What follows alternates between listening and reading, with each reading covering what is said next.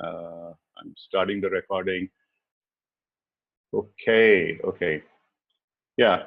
Um, we have enough number of people. So a couple of things I just wanted to start with. If you will allow me, Kirsten, I'm using my host privilege at this point in time to uh, say a few minutes and take time off you. Actually, 3 days ago, to be exact, there was Prasad and a few other people who were here on the MCC journey. And starting with, I made a statement that there are 5 MCCs from Kocharia. Actually, I didn't realize it at that time. We had only 4. I was counting Cindy as well, and Cindy is not originally from the Kocharia stable, as it were. But as it happened, we finished the call at 7:30 India. At 7:45, I had a call from one of my oldest learners, Harish Devrajan, and he said, Ram, I've got good news for you. And this is the time people usually call when they've got their MCC, because that's the time when the Eastern time in New York gets in connection with India at 7:30. And I said, fantastic, Harish, you got your MCC. Yeah, he got his MCC. So he was a 5th. It was almost that the universe didn't want my words to be false. So he was a 5th. Which takes me to the next step, that my visualization has been that this year we'll have 10, next year we'll have 20. And in 2020, we will have 10% of the MCCs in the world through Kocharia. And maybe a little bit arrogant, but my belief is that any future is created with our thoughts, our visualization. And this is what we teach in Kocharia as a part of our coaching as well. And so I just wanted to say that. So for people who are aspiring to wherever they want to go, just be very clear in terms of what you want to achieve. That outcome orientation alone will be able to take us there. The second is, one of the things that we've been trying to do for a while is, even though we are primarily on the ICF mode, accredited, our main bread and butter comes from the ICF. We are also trying to make sure that many of our programs are compatible with European Mentoring and Coaching Council, Center for Credentialing Education, and also Association of Coaching in UK. Our basic program is actually approved by EMCC as well as CCE, and I'm pretty easy for me to get the AC as well. And many of our other programs, we are trying to do that. So yesterday when Damien came on, he was the person who presented yesterday. He was the ICF, probably you would know him. He was the chair of the ICF board a few years ago. Damien was talking on supervision, and he said that he has his program, since ICF does not as yet have a credentialing program in supervision. He's doing it with the EMCC, but at the same time, he is getting CCUR. So we had a chat after the program. And we are pretty much close, and it's not final yet, but very soon we would probably have a program which would provide people moving from PCC the number of hours that is necessary, both for MCC on one level, including the mentoring, at another level, the supervision credentials from EMCC, which is not applicable to ICF. So it's like a double kind of degree and credential. And we are trying to ensure that it is going to be cheaper than any one of those separately that is being offered anywhere in the world today. So I'm hoping that people will take advantage of it. So we'll be launching it sometime later this year. And Damien has been extremely kind to be able to offer it at pretty much lower than half the price that he normally offers it in the United States. This second initiative that we have just started is, some of you might have heard of Appreciative Inquiry. It's one of the most powerful organizational development interventions. Appreciative coaching is pretty much a part of coaching. It started in the Case Western Reserve University with 2 people, David Cooper Ryder and Suresh Srivastava, and an Indian professor who died some years ago. Today is David Cooper Ryder and Ronald Fry.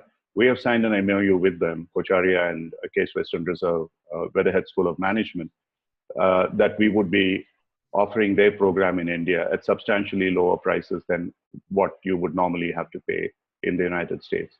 What I have done is to invite, actually on Monday, I'll announce it again. Normally our webinar would have closed on Sunday with the International Coaching Week. I've requested Dr. Nina Varma, who was directly trained by Cooper Ryder as well as Ron Fry, probably one of the most illustrious AI practitioners in the world today. She's also a PCC through Coach Arya. She is coming on the webinar to explain what appreciative coaching is. And we are planning to have a program soon to introduce people into that who can move into that advance. So these are the two things that I wanted to convey to you as a group. And then coming to all of you, most importantly, I would like to hear from you, or we would like to hear from you. Subhash suggested it actually, and from us. And Pramod, what is it? We are going to continue this International Coaching Week webinars right through the year next year.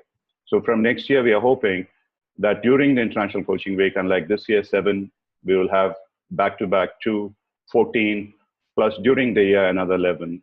So you would be able to get all the CCUs that you want if you just continue from one International Coaching Week to the next in Coach Arya. All that you have to do is, for those 7 days, attend all the sessions, and in the month, 3rd Wednesday of each month, the same time. And this is completely free. Apart from minor plugins like this saying that, yeah, we are doing this and so on, I don't even care. It's not a sales promotion. It is just helping people to understand that these are possibilities for education. So I'm hoping that it'll make some difference. But what I would like, I have people lined up almost till next year, May. And there are luminaries.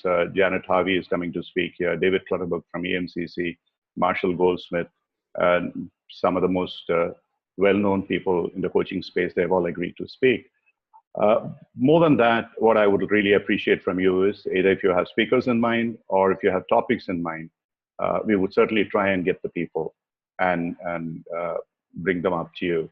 And this is something which we would like to do in the interest of coaching.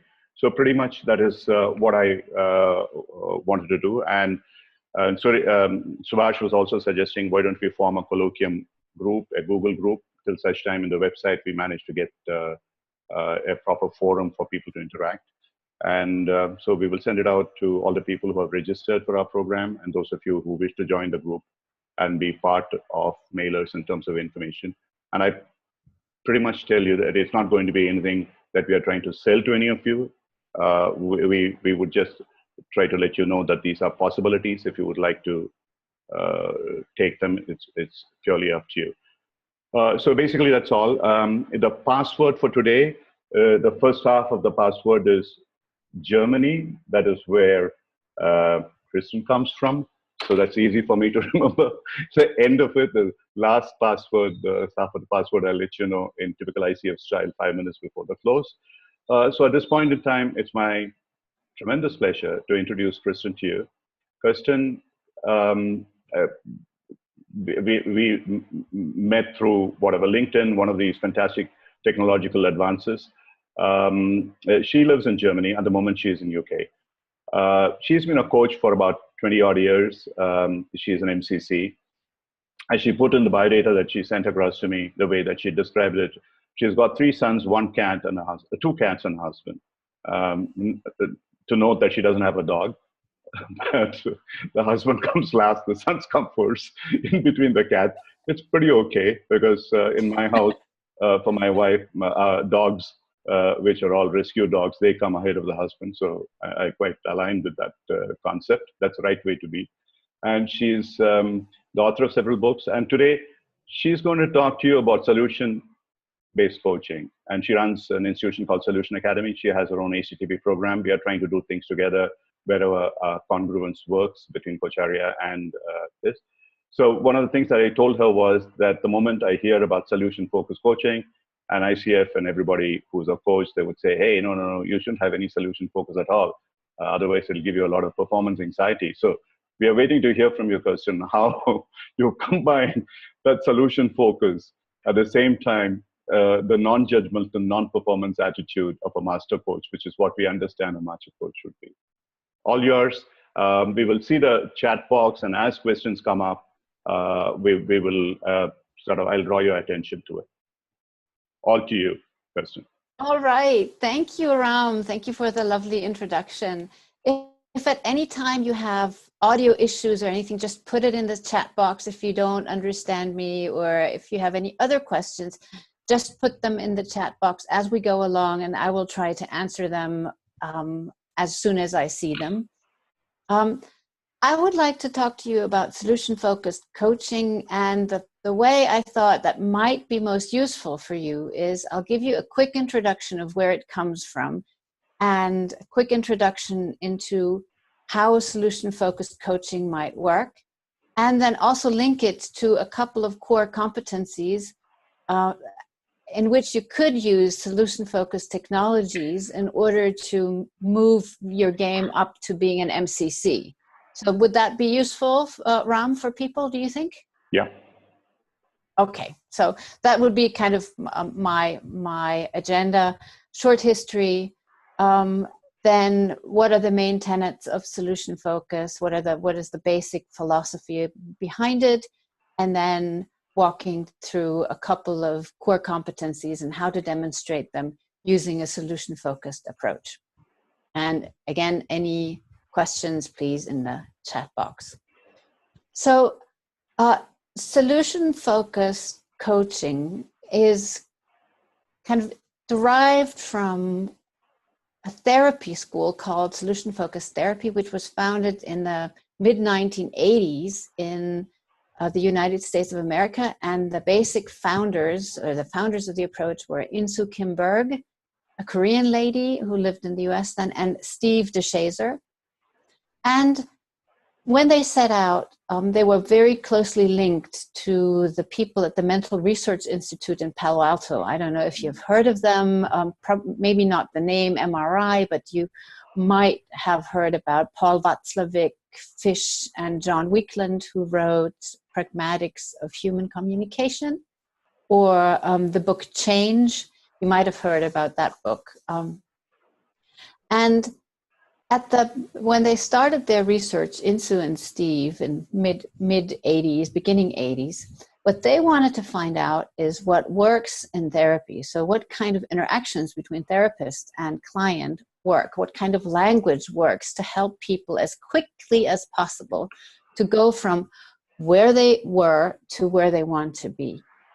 And what they found out was that instead of looking at the past history, the explanations for the problem a person has, the way the problem was generated, instead of looking at all those things or at the patterns that make the problem more difficult, or of looking at what is behind the problem, they found out that if they ask clients for what is going well, what is going into the right direction, if they ask clients for what they want, instead of asking for what they don't want or what they want to go away, and if they ask the clients to in a very detailed way, minute little details, to describe what it is that they wanted, basically what Ram just did for Kocharya in 2020, have a detailed description of where you want to go,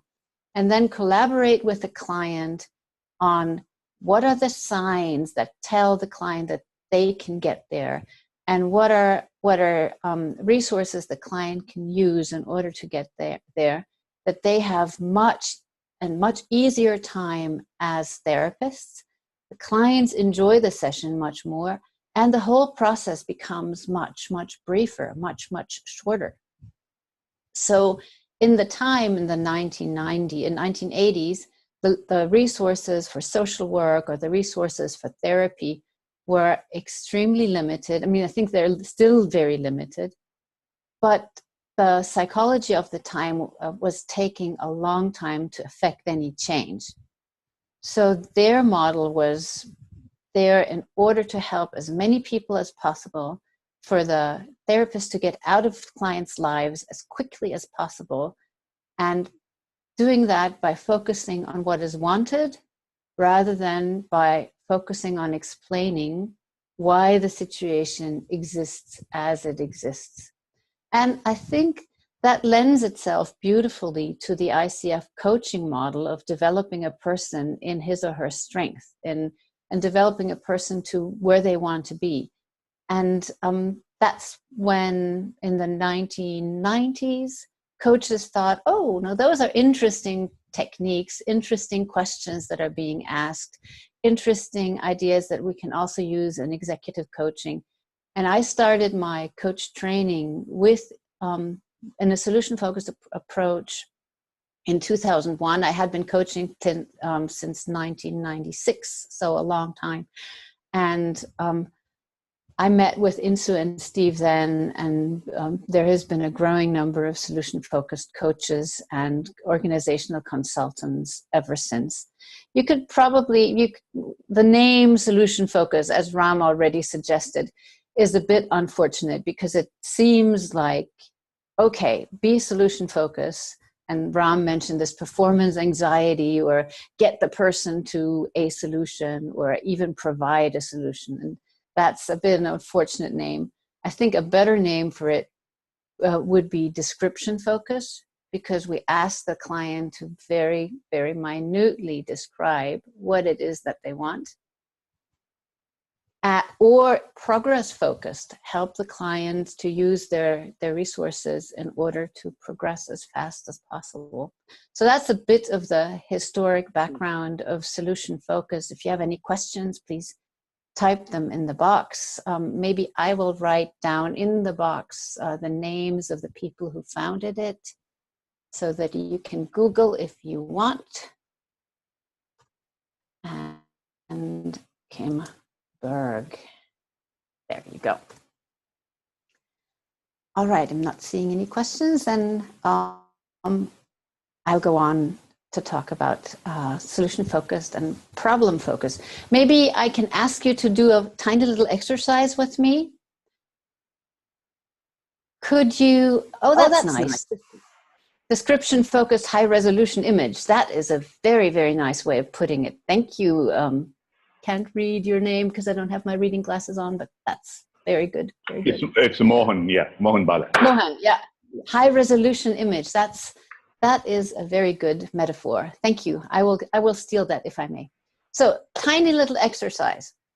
Could you please spend 3 minutes, think about a question that you might ask in a coaching conversation that is about trying to understand the problem the client has.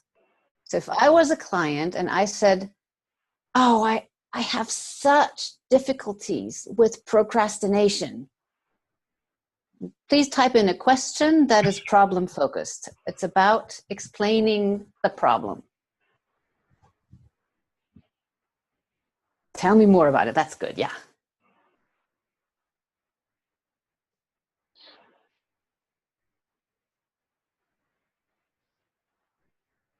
When did you experience this most recently? Brilliant. What kinds of things? Yes. We have what kinds of things we have. If you did not procrastinate, no, that's already a bit of a solution-focused question. How is it affecting you? Since when are you experiencing this? Yes. Yes. Very good. Do we have any? Do we have any questions that try to explain the procrastinations? Share an example. Yes. Where is it coming from? That's a good one.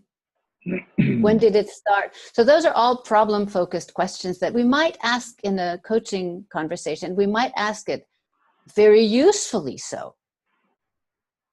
I have a, but a solution-focused conversation is a different one. I'm going to get to competency 9, 10, and 11, John, so bear with me a little bit. So I'm going to talk about this later on. Would you now please give me some questions that go beyond procrastination? So if I say, oh, my problem is I procrastinate, and you don't want to focus on the problem. You want to be focusing on the solution. You want to be focusing on what will be there instead of the procrastination. What kind of questions would you ask then?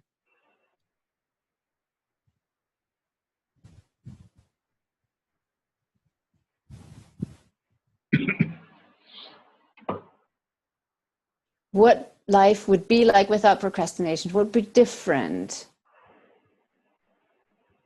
Yes, yes. How can you make this problem an opportunity?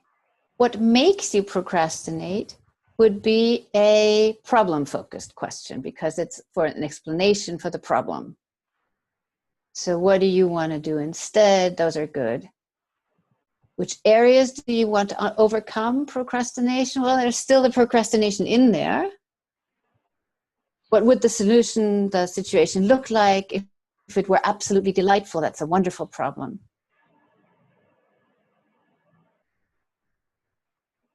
Just trying to quickly read. If you don't have procrastination, what would you have? What benefits? Yes. So I see we have quite some understanding of what solution focus is in this group. And let me share a few solution-focused questions now with you, or a few solution-focused questions and how to use them for different coaching core competencies, focusing on the description aspect. So we're trying to get the client to describe what he or she will have in very high resolution once the problem has disappeared. And I will try first with a coaching agreement. And if it's possible, Ram, could I use you as my guinea pig for a mini coaching demo? Sure. Yeah, is that okay? Yeah. Okay, great. Yeah. So we'll try and do a mini coaching agreement together using the solution-focused approach. Okay. I will ignore the chat while I'm coaching Ram, because otherwise my brain will get fried. All right. So Ram, what are your best hopes from our session today? Well, Kirsten, I normally try to stay without any expectations, without any hopes. I would like to take it as it comes. Of course, in a positive sense, my best hope is that people get sufficiently engaged and learn a lot from this session with you. And in our coaching session that we are having right now, you and me, suppose this is really useful. How will you notice in a couple of weeks that our coaching sessions really useful to you? I may not need to wait a couple of weeks. Today, as we progress along the session, we would certainly get feedback. But you're right, over a period of time, the kind of, if people write in and say that, look, they enjoyed it, or they might write to you directly, or presumably as a result of the engagement that you provided in this session, we get far better attendance than what I'm quite happy with the 50 people that are there almost now, but maybe double this number. So that would probably be a good measure of sort of finding out whether it worked or not. And what difference would that make to you, Ram, if all of that came to pass? Well, interesting question. Yeah. Honestly, I would feel good about it, certainly. And more than feeling good about it for myself in terms of having organized it, whatever, I would feel good about it because people have taken away a lot. And I would feel good about it because you did such a good job. And this inspires and motivates people to attend more such educational sessions and develop their own practice. And if that happens, you feel good about it and people are motivated, what would be other differences that could make to your life? That's pretty interesting. Again, at this point in time in my life, I'm not really looking for many changes that need to happen. But yes, as I said, we have this vision that we want to make India the sort of epicenter, as it were, the hub of coaching in the world, which I hope we would be able to do. And so there are, of course, others, and eventually we'll become global as well. So two things. One is in terms of making the coaching profession much more professional. And secondly, India taking center stage in that. Okay, so making it more professional and India taking center stage. Yep. And what's important to you about that? Interesting question. Um, Personally, yes, it would certainly. I would be lying if I didn't if I said that it wouldn't matter to me at all, and it's all completely service. No, certainly it'll make me feel good that there was something that I did which helped make this matter. And Kocharia as an organization would uh, probably grow bigger. And we are trying to make it as an alliance of coaches, just like I reached out to you. So it's a global alliance where people take ownership for what they do, and I'm a catalyst in that process. So those are the kind of things which I think would make a difference. Yeah. Mm. Would you like to spend some time looking at the difference, or would you like to spend some time looking more a little bit about what being a catalyst would look like for you? Hmm. Um, I see them both linked. I mean, by scientific definition, a catalyst causes a difference without itself changing anything. That's what a catalyst is. There would be no function of a catalyst if there isn't a difference. And I would like to see that positive difference that happens. And the positive difference is what I see happening. We grew from three PCC candidates in this country to today about 400 plus, and Kocharia has contributed about 320 out of that. And we have started producing MCC coaches at a rapid pace. So these are things that are happening. I think that contributes overall to the professionalization of the coaching profession. And there's someone, if everybody else can mute, please. There's someone out there whose audio is causing a lot of trouble. I don't know who it is. Subhash, if you or anybody else can figure out who it is.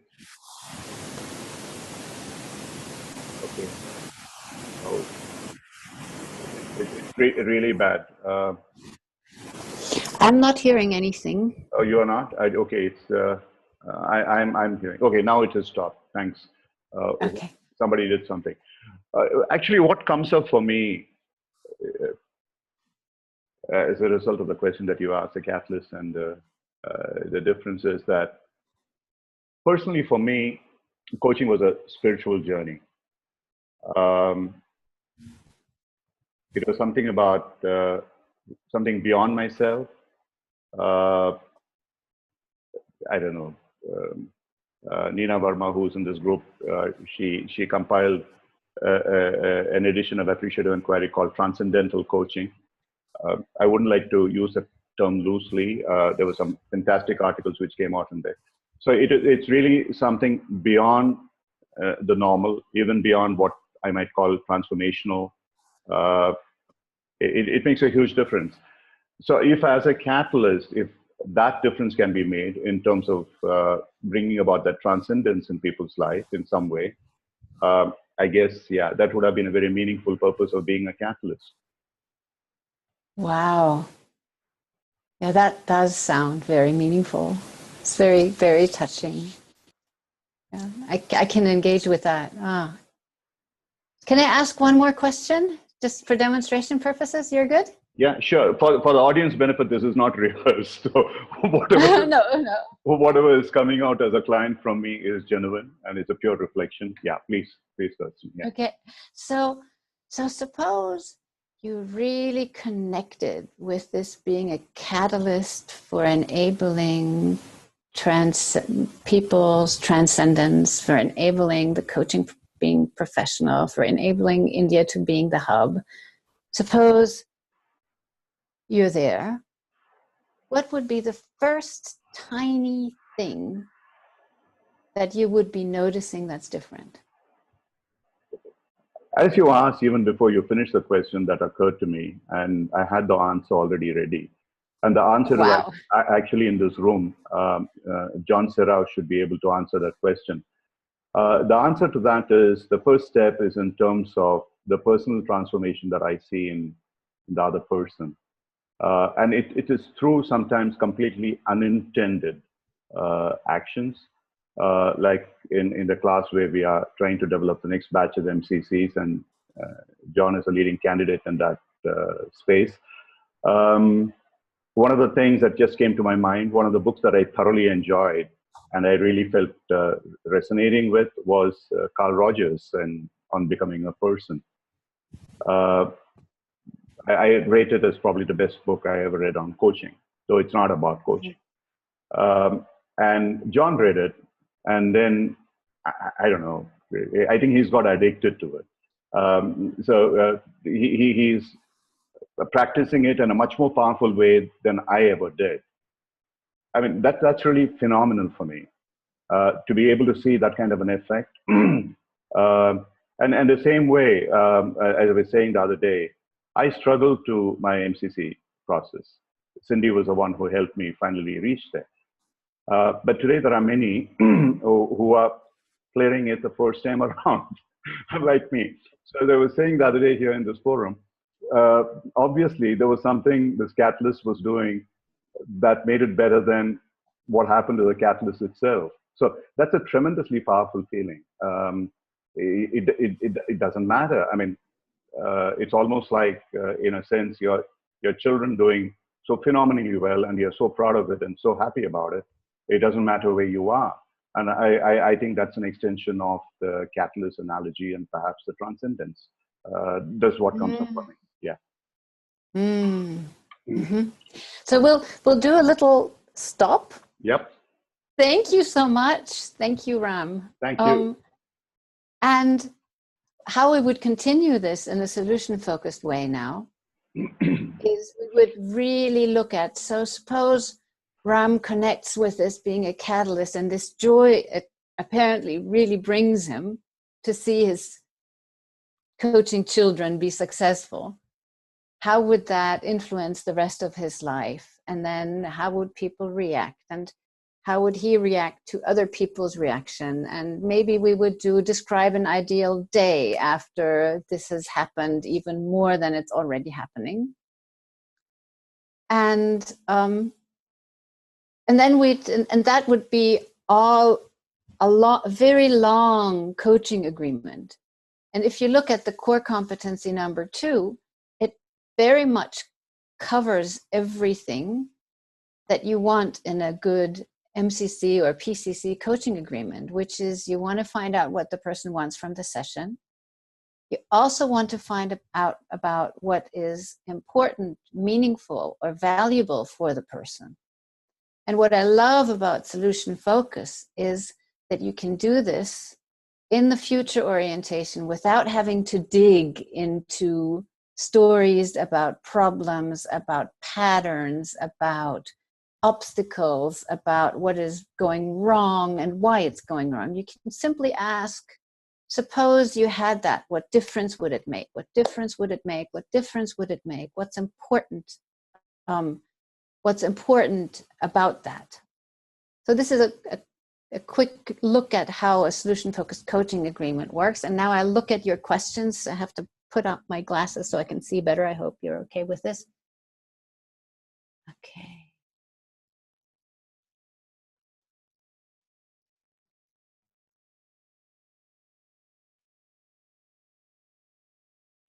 A description-focused approach will aid greatly in the non-pixelated visualizations of clients' desired state. Yes, definitely. So if you have questions, type them now. I'll try and answer them. Kirsten, I'll open up Vishy.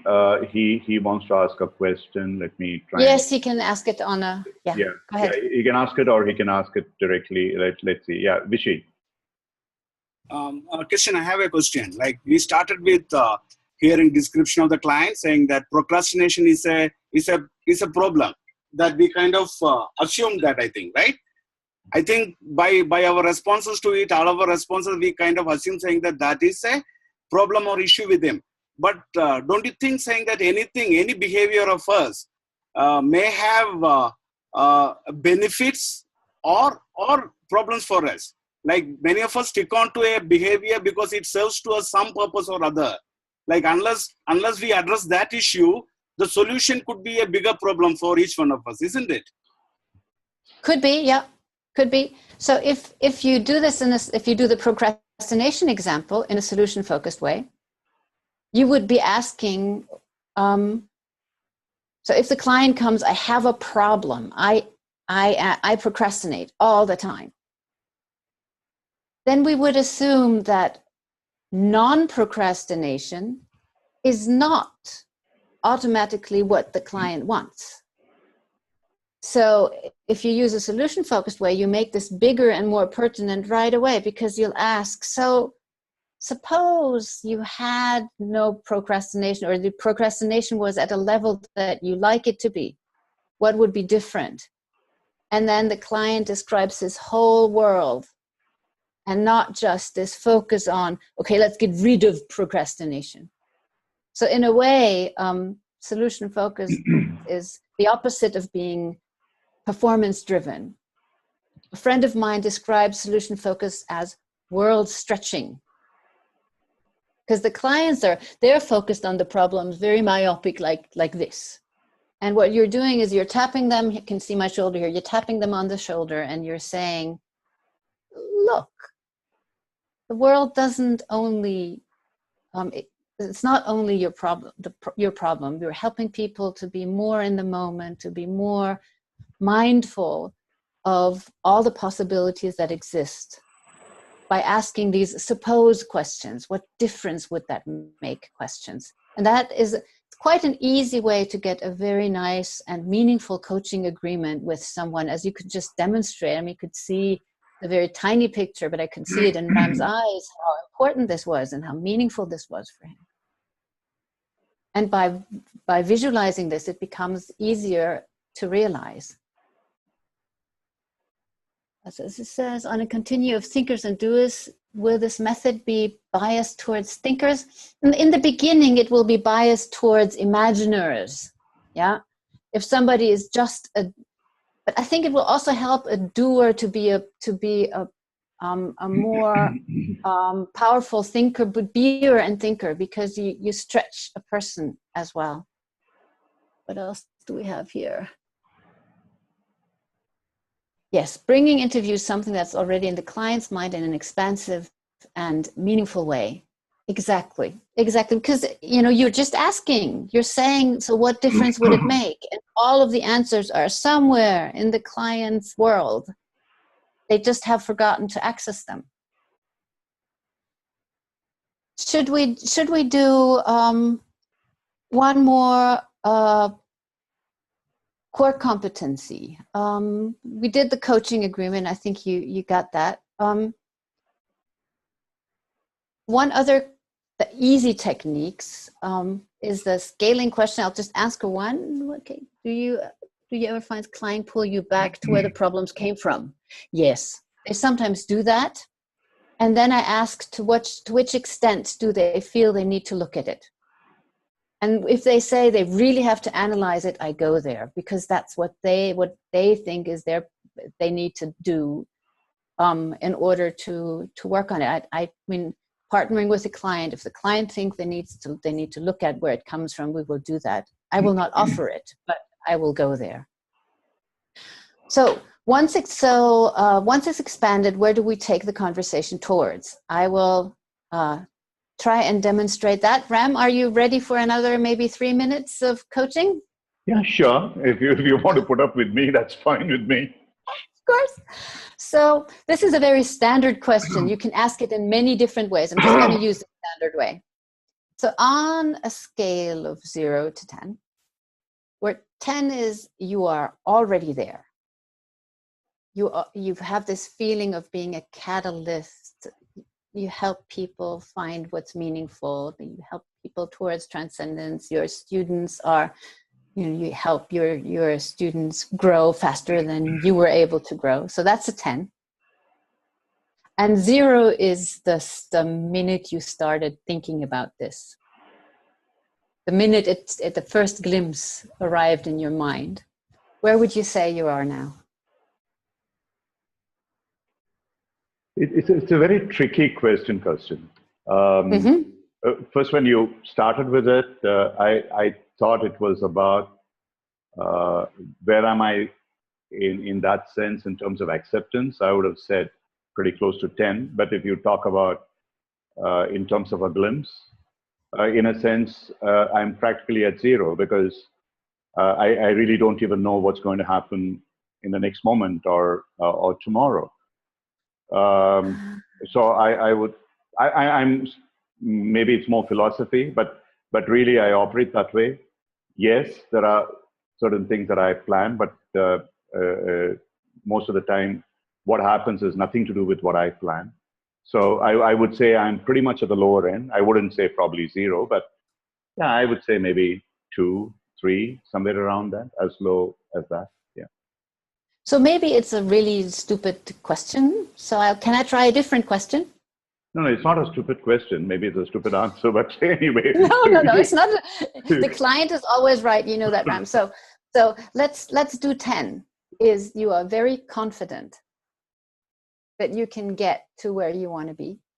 And 0 is the opposite, the pits, not a snowball's chance in hell. Where are you on that scale? 10.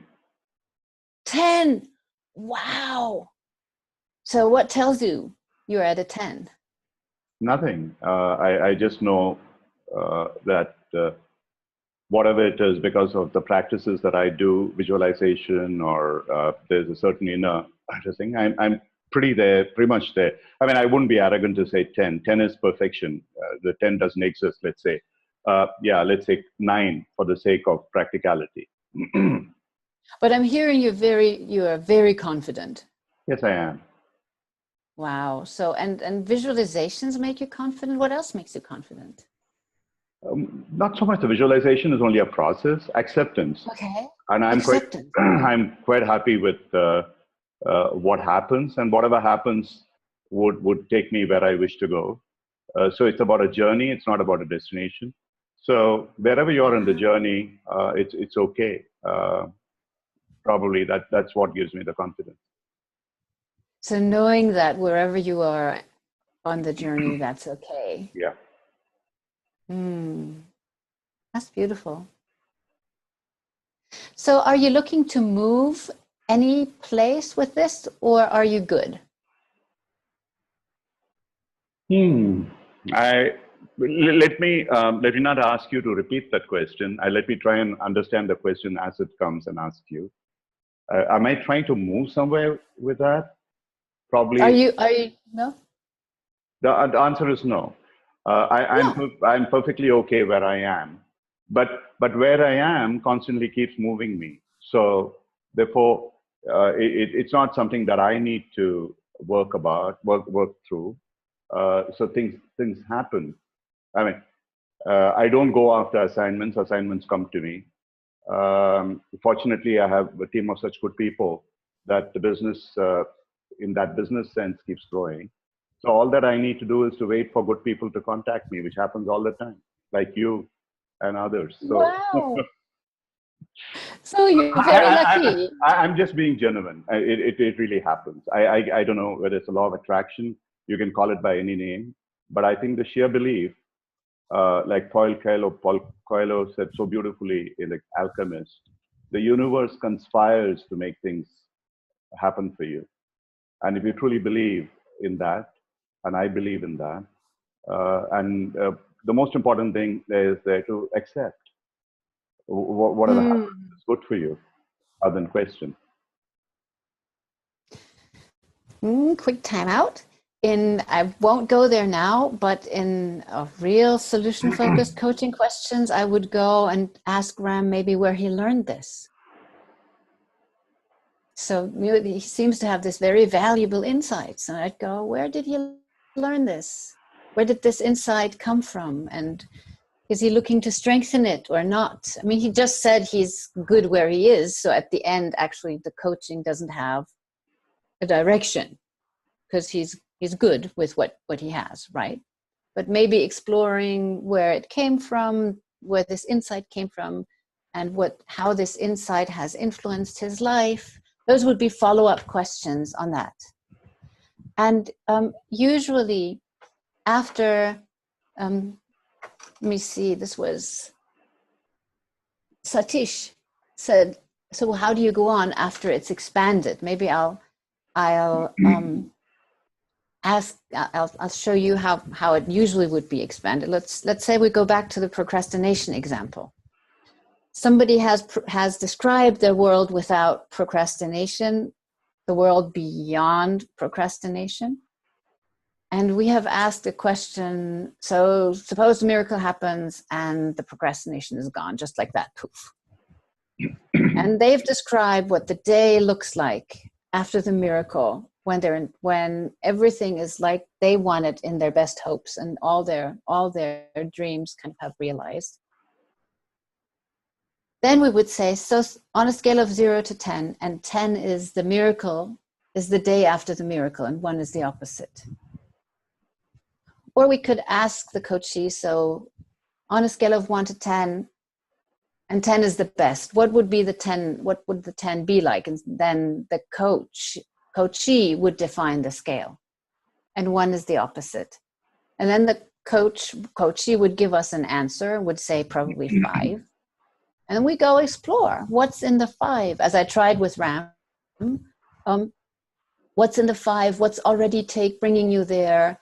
What are some of the signs? How do other people notice that you're already there? When you are at a 5, what sorts of things are you doing? What sort of things are you noticing?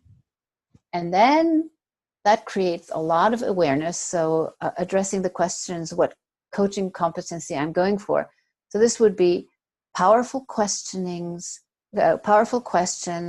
and it's also creating awareness, and it's also CC 9, 10, and 11 around creating accountability, because after we've explored on the scale, after we've explored all the resources, very much like in AI, what's going right for you? How do you notice? Where did you learn this? It appears to me that, let's say for Ram, I would say it appears to me that you learned something significant. Where did you learn this? How did you learn this? How come that you, looking for agency, that you were open to these insights? What did you do in order to be open? So going for all the things the client did, felt, or thought that enabled the position on the scale where they are now. And then we'd go one step up the scale, and I'll tell you a little trick. On the scale of 1 to 10, client says 5, and we've explored what brings them up to a 5 in great extent. We'd go and ask, so what is the next kind of step up that you would notice? Client would probably say, so maybe a 6. I'd notice a 6.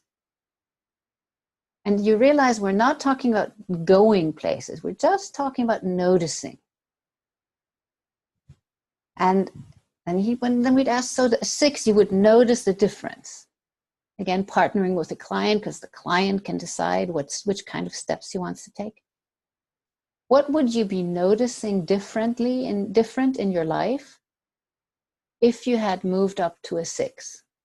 So we're not just yet asking what brings you to a 6, or what do you need to do on a 6. We're asking more types of being questions. So what do you notice when you are personally are at a 6? Not what you do, what you feel, or anything.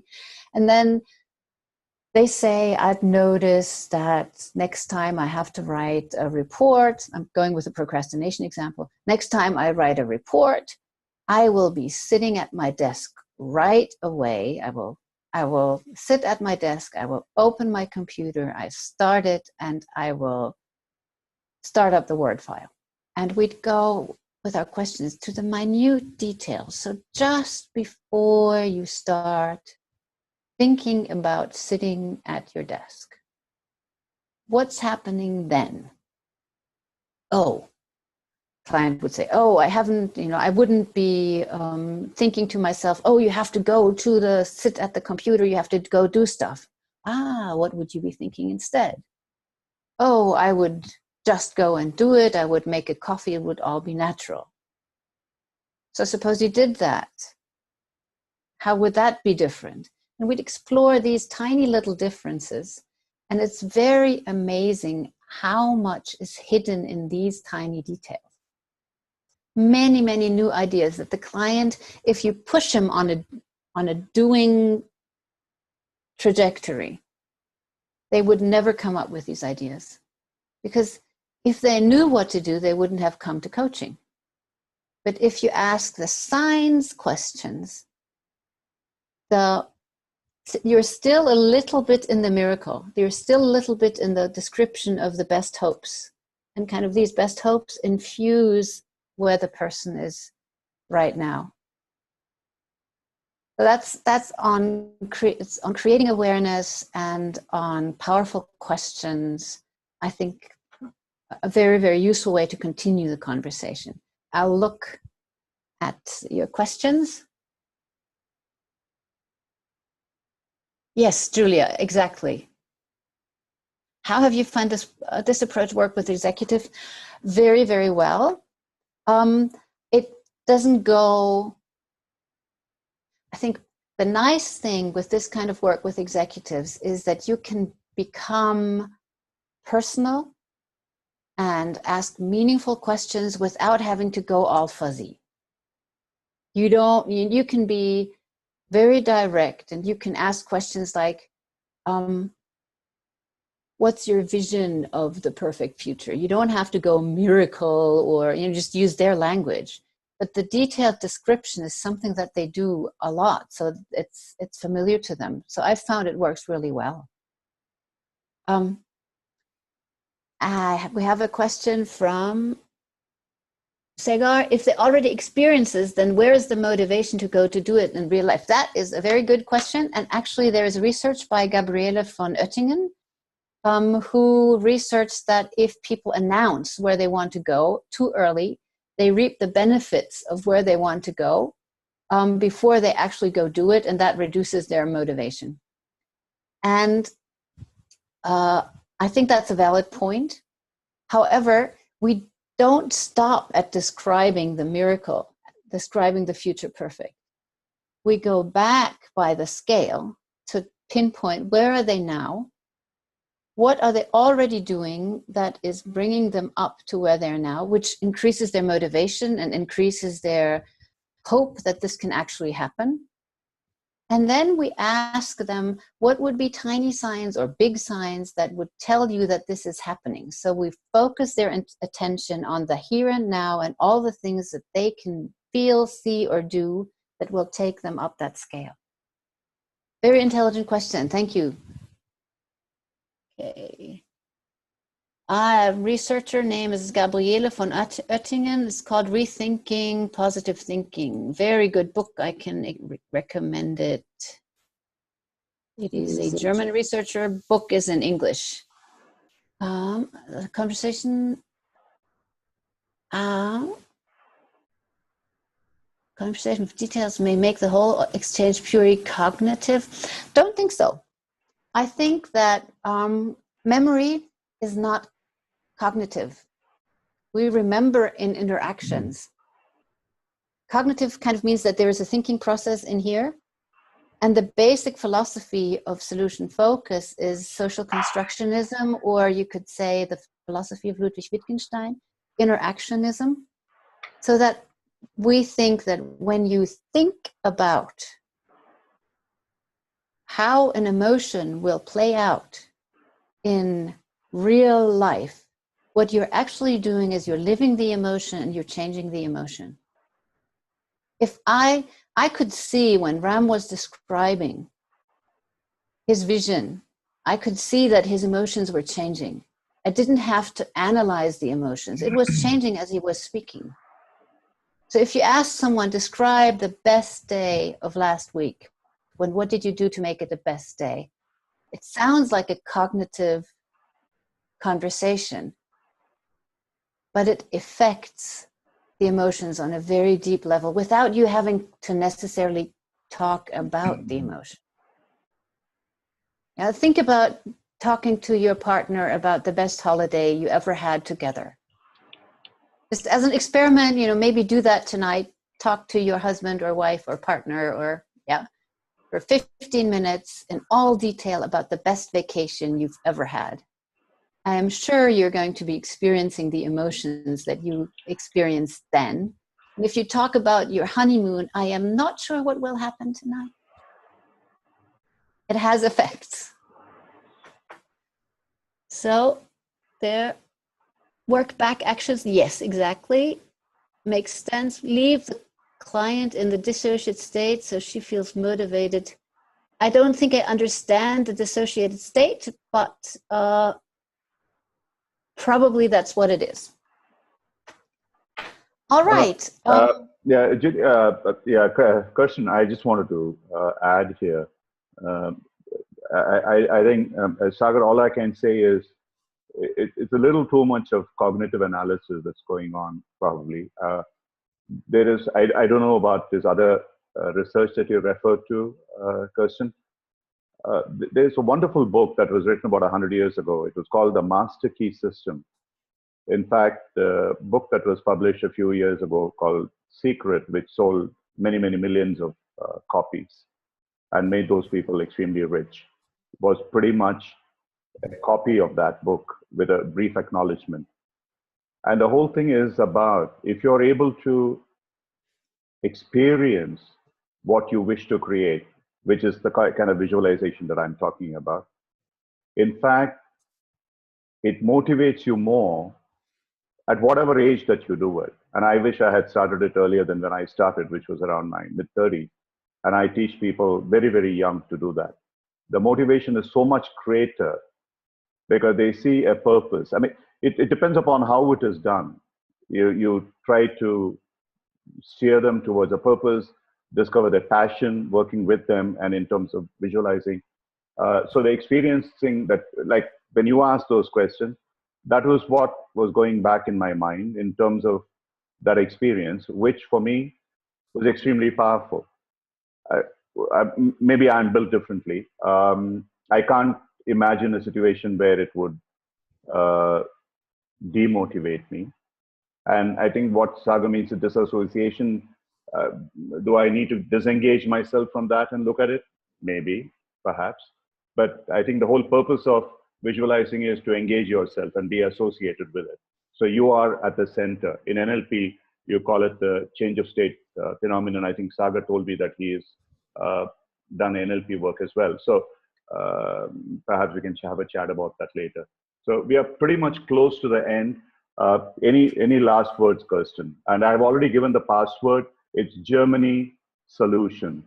So that's a password. So please, all of you, send me that when you ask for your CCEUs. And Nina or someone asks, what is the CCU for? If you're really looking for renewing your credentials and if you want that, yeah, please. You don't have to otherwise send it to me. Kirsten, the last words from you. Well, thank you for this engaging opportunity to show you how I work and maybe give you some inspiration for meaningful coaching agreement, powerful questioning, and creating awareness in a solution-focused way in close collaboration with the client and close partnership. And I'm looking forward to possibly seeing you again in the future. Absolutely. Brilliant. And ladies and gentlemen, tomorrow we have Prabha Chandrasekhar. Many of you would probably know her from those of you who trained with Kocharya with ICA. She's an MCC. She's based in Chicago. She's going to speak on active listening. It would be a beautiful segue to what Kirsten took us through today, a deeper work into that aspect of listening. And Kirsten, thank you very, very much. We are almost on the top of the hour. I don't want to keep you and others any longer. See the rest of you tomorrow. Thank you very much, Kirsten. We'll be in touch. Thank you. Thank you. Yes, we'll be in touch. Thank you so much. Bye. And thank you for trusting me to do this. Yeah. Bye-bye. Bye. Yeah, the book, I think someone asked, Master Key System. Just Google Master Key System. You'll find it. It's extremely popular. It's a free download. It's over 100 years old. I don't remember the name of the person right away. I'm getting a bit old. Okay, bye. See you. Take care. Bye-bye.